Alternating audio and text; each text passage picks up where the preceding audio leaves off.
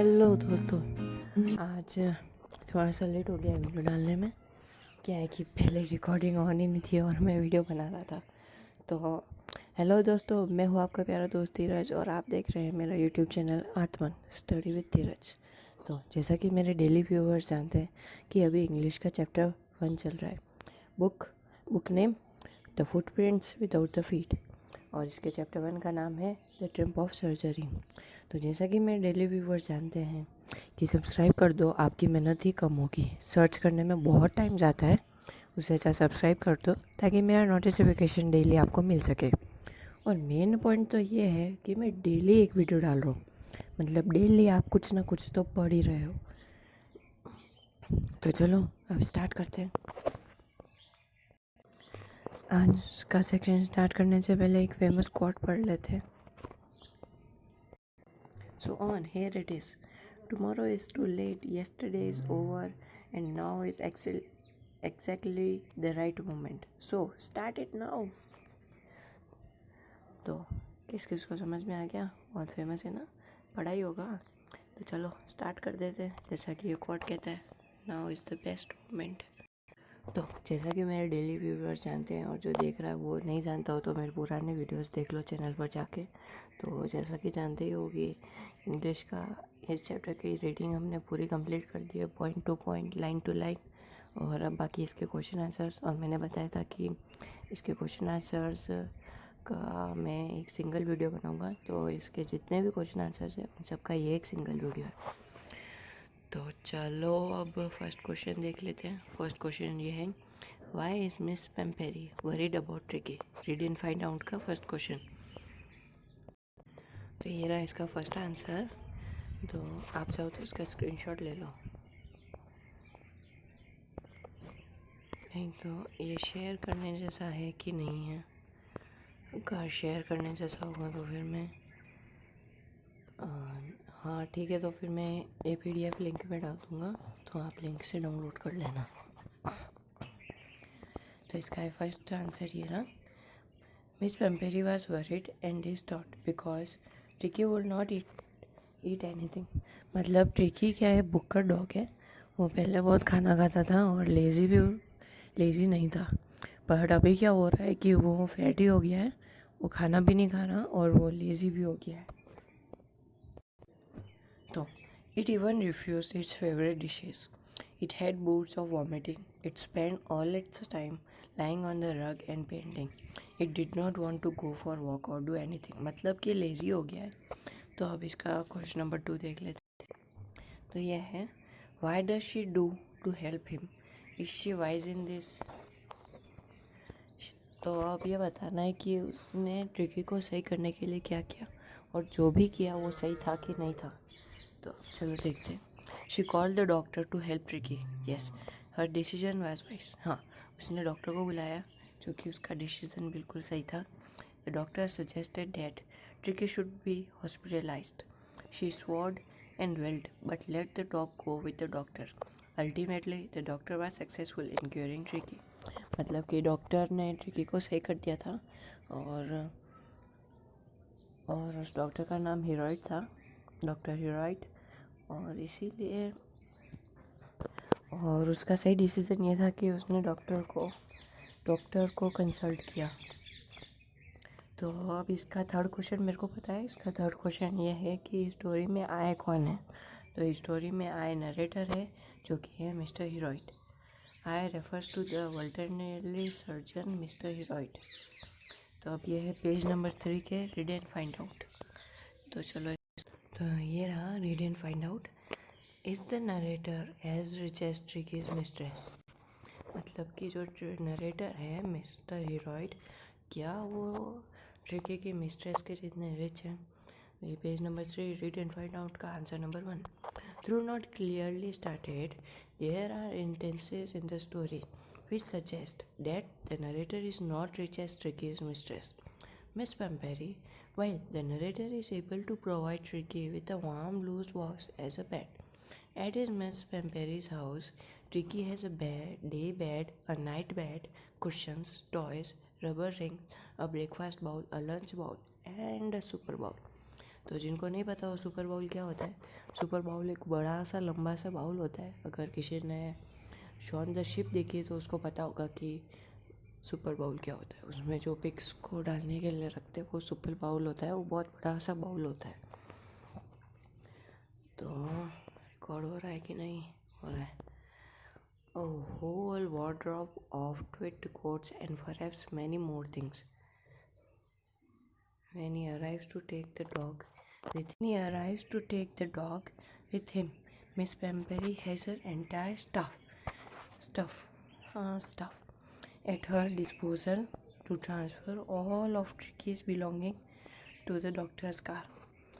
मतलब कि मिस पेम्बेरी ने ट्रिकी के जितना भी स्टफ था वो सारा डॉक्टर्स की कार में भिजवाने के लिए कुछ रखा था हेल्पर्स को, बट हाँ तो रखा था मतलब। On hearing from the doctor about Tricky's gradual recovery, Miss Pemberry sent along 24 eggs at a time मतलब हर एक हावर में, जबकि स्टोरी में ऐसा बताया है कि नरेटर और उसका एक हेल्पर सिर्फ 2 एग्स खाते थे, वो भी सिर्फ मॉर्निंग में बस, breakfast as a breakfast, along with the bottles of wine. मतलब लिटरली जिसके डॉगी का इतना ऐशो आराम है, मतलब मिस पेम्बेरी कितनी रिच है से पता चल रहा है। All in order to help Tricky speedy recovery. Finally when she call up the narrators to take her recovered dog back home, she come in clever driven 30 feet of grimy black metal, an obvious reference to a limousin. All these intents point to the fact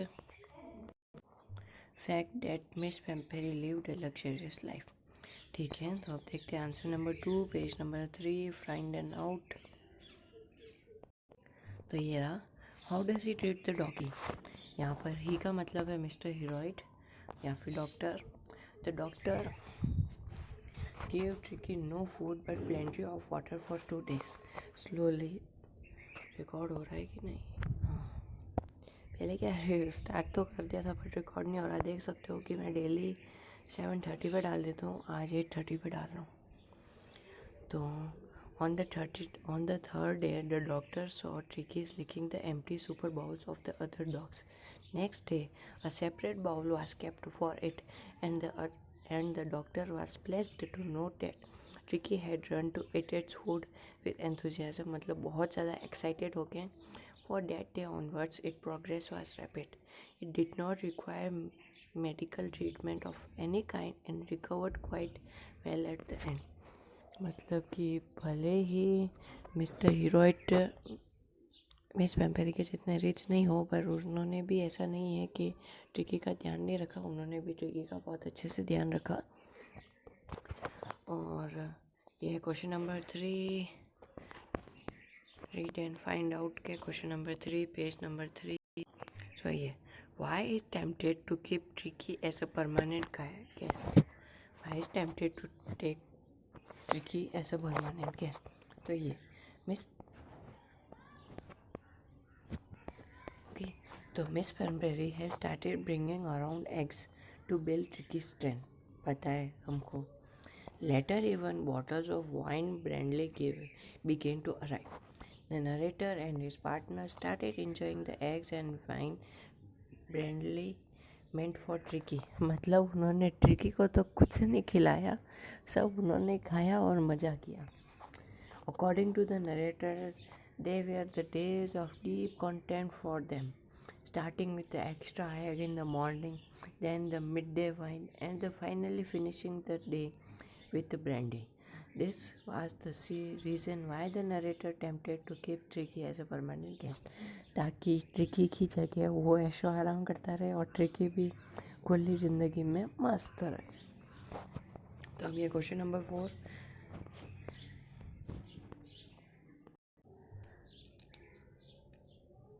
why does Miss Pemberry think the dog recovered is a triumph of surgery? ठीक है, देख लेते हैं। Triumph का मतलब जीत होता है, मैंने मेरे वीडियो में बताया था। Miss Pumphrey thought that the dog's recovery was a triumph of surgery because in 2 weeks Tricky had recovered completely and had been transformed into a hard muscled animal. When Tricky saw her, it leaped into her lap and licked her face. She was so excited that tears started rolling out of her eyes. She declared Tricky's recovery as a triumph of surgery to express her happiness and gratitude towards the doctor. मतलब कि वो बहुत ज़्यादा खुश थी और उसको कोई शब्द नहीं मिल रहा था, इसलिए उसने द ट्रिम्प ऑफ सर्जरी कह दिया, क्योंकि उसको बिल्कुल बिलीव नहीं था कि ट्रिकी जो इतनी बुरी कंडीशन में था वो इतना जल्दी सही हो जाएगा। तो अब यह है थिंक अबाउट इट, फिर टॉक अबाउट इट, सबको चीटेड करके फिर डकार मार देंगे। तो ये 3 और ये 2 यानी कि 5 क्वेश्चंस और है। चलो देख। तो ये रहा थिंक अबाउट इट का question number 1। What kind of person do you think the narrator of ordinary surgeon is? Will you say he is tactful as well as full of common sense as well as full of? तो अब पढ़ते हैं। I think the narrator, a veterinary surgeon, is a very tactful person. He knows how to deal with people. He exerts himself well to circumstances. He immediately understands Tricky's problem. मतलब कि इसमें कुछ नहीं है, इसमें सिर्फ इतना बताया है कि वो बहुत ही ज़्यादा टैक्टफुल पर्सन है नरेटर। उसको पता है कि कैसे लोगों के साथ कैसे बातें करनी है और उसको ये भी पता है कि कौन सी सिचुएशन में कौन से वर्ड्स का यूज़ करना है। तो अब question number 2, think about it, page number 6। So ये रहा, do you think Tricky was happy to go home? What do you think will happen now? मतलब कि do you think Tricky was happy to go home, मतलब Tricky जब घर पे जा रहा था तो क्या वो खुश था? इसमें हम क्या सोचते हैं? तो yes, Tricky was very happy to go home. Tricky was also happy at the surgery. When the dog was brought into the surgery, it was ill, but in spite of its dog cured in 2 days without any medication. The proper diet and the regular exercise helped a lot in its speedy recovery. The dog regained its best health and was no longer listless. Now I think same pampering will start again. Miss Pampery will take excellent care of dog. There is no doubt in was her loan, but excess of anything is harmful. Yeah, अति क्या कहते हैं, अति anything is harmful. या तो ठीक है। तो अब question number 3, think about it, page number 6। So on here it is, do you think this is a real life episode or a mere fiction or it is a mixture of both? बहुत ही ज़्यादा अच्छा question है। तो this story could be a mixture of both real life episode and a mere fiction. Miss Pumphrey is a rich lady and has a pet dog. It is because of her pampering that she overfeeds her dog, which results in its illness. Although she has good intention in her mind, but excess of everything is bad. This episode can be treated as a friction who do not take it seriously. It can be called real life or for those parents who take excessive care of their child. Yeah, मतलब कि ये real life भी हो सकता है और friction भी हो सकता है, दोनों हो सकता है। ये हर एक के थिंक पर डिपेंड है, इसीलिए तो इसका नाम है थिंक अबाउट इट। तो अब ये लास्ट के 2 क्वेश्चन है, talk about it, question number 1 and question number 2, मतलब answer number 1 and answer number 2। तो चलो अब मैं क्वेश्चंस दिखा देता हूँ। तो जैसे कि इसमें आप लोग देख रहे हो कि इसमें 3 और 4 और क्वेश्चंस हैं, बट मैं उस पर बनाना भूल गया हूँ। तो बट ऐसा कुछ नहीं है, मैं अभी इनको बता देता हूँ। पहले ये सॉल्व कर लेते, फिर बाद में वो देखेंगे। तो ये, what would you have done if you were a member of the staff in miss Pumphrey's household? अगर मैं स्टाफ में होता, what would you have done if you were, हाँ तो अगर स्टाफ में होता तो फिर मैं क्या कर रहा होता? मैं सिर्फ उस डॉग ट्रिकी का स्टफ़ डॉक्टर की कार में दे रहा होता और मैं सोच रहा होता इस डॉगी के कितने ज़्यादा ऐशो आराम है। और सेकंड पर्सन क्या है? A neighbour. What will your life have been like in general, मतलब नेबर होता तो ज़्यादा कुछ नहीं लगता, मैं मतलब उनके घर पे जाता और डॉगी को खिलाता और बस यही करता, प्लेफुल रखता। फोर्थ क्वेश्चन है, what will you have done if you were in the narrator's place. हाँ, अगर मैं नरेटर की जगह पे होता तो फिर मैं बिल्कुल भी ऐसा नहीं सोच पाता। हाँ, मैं बिल्कुल भी ऐसा नहीं सोच पाता क्योंकि मुझे पता है कि नरेटर बहुत ज़्यादा टेक्टफुल पर्सन है, प्लस इन एडिशन उसके पास बहुत ही ज़्यादा ब्यूटीफुल कॉमन सेंस है। तो फिर मैं उसकी जगह पे होता तो फिर मैं ये सब कुछ कभी नहीं सोच पाता। मैं नॉर्मली उसको मेडिसिन देता और बस ये सब कुछ होता था। बट नहीं, नरेटर जो है उसके जैसा पर्सन बहुत ही कम होते हैं इस वर्ल्ड में। तो ये मैंने इसलिए नहीं लिखे क्योंकि ये सबकी थिंक के ऊपर डिफरेंट हो सकते हैं। जैसे कि ये सब कुछ मैंने जो अभी बताया ये सारी मेरी थिंक है, आपकी थिंक कुछ और हो सकती है। चाहो तो स्क्रीनशॉट ले लो। तो अब ये फर्स्ट वाला क्वेश्चन देखते हैं जो मैंने लिख रखा है। This episode describe the silly behaviour of a rich women who is foolishly indulgent perhaps because she is lonely. Do you think such persons are merely silly or can their actions cause harm to others. Really बोलूँ तो फिर शायद तक से, या अगर मैं really बोलूँ तो फिर शायद हार्म कर सकते हैं क्योंकि the episode describe the silly behaviour of a rich women who is foolishly, this may be because of her loneliness. They are incoherent about results of their action. They show their excess loan and affection for someone without knowing the consequence. There is no doubt that their intentions are good and don't have any sort of ill will. But they are not aware their actions can cause harm to others. जैसे बेचारा tricky. तो अब question number 2, last question of the chapter. Do you think there is also parents like February?